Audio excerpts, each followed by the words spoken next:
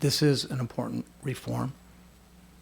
I've been involved in this issue, as my colleagues know, for over 9 years now. As Mr. Hucker alluded to, there are more licensees in my district than any other place in the county.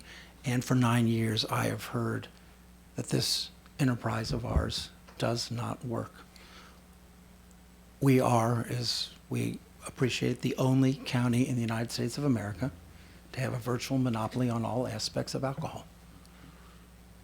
And my 9 years have convinced me it's not a business that we do well.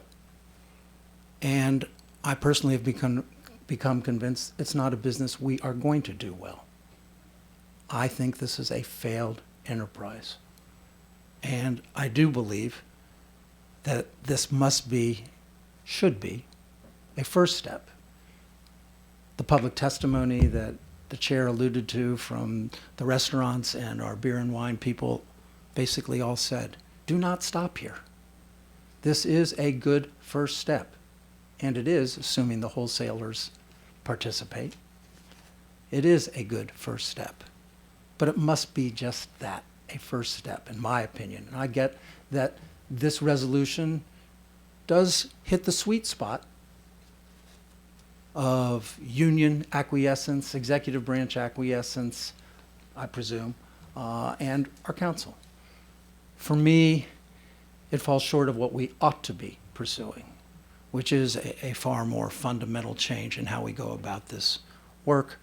I think we do a disservice to our consumers, to our private sector partners, to our county's reputation, to our economy. And I think we need a phased exit approach. I get that that's not what we'll be voting on today. I will support what we are voting on today because it is an important first step.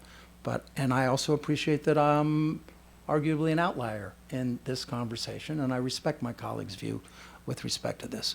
But from my perspective, we ought to be striving to go much, much further. And I thank my colleagues for their good work on this. Those in favor of adopting the resolution recommended by the Ad Hoc Committee on Liquor Control will signify by raising their hands. And that is unanimously agreed to by the County Council.